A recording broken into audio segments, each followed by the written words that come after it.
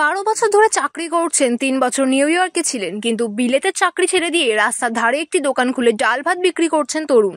সমাজ মাধ্যমে এমন একটি ভিডিও ছড়িয়ে পড়েছে। রিয়াল ফুডলার নামের অ্যাকাউন্ট থেকে ইনস্টাগ্রামের পাতায় একটি ভিডিও পোস্ট করা হয়েছে। সেই ভিডিওয়ে দেখা গিয়েছে যে এক তরুণ রাস্তার ধারে চেয়ার টেবিল বসিয়ে একটি খাবারের দোকান চালাচ্ছেন।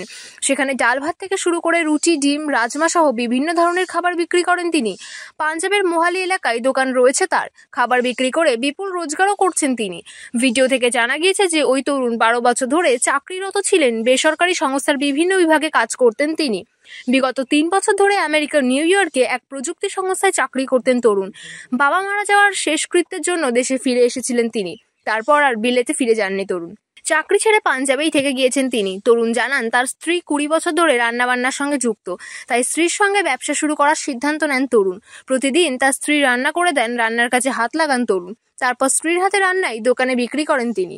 তরুণ বলেন, আমি নিজের ইচ্ছায় খাবারের দোকান দিয়েছি, নিজেই চাকরি ছেড়েছি আমি। ভাত ডাল পরিবেশন করতে করতে তরুণের চোখে মুখে ফুটে ওঠে স্মিত হাসি।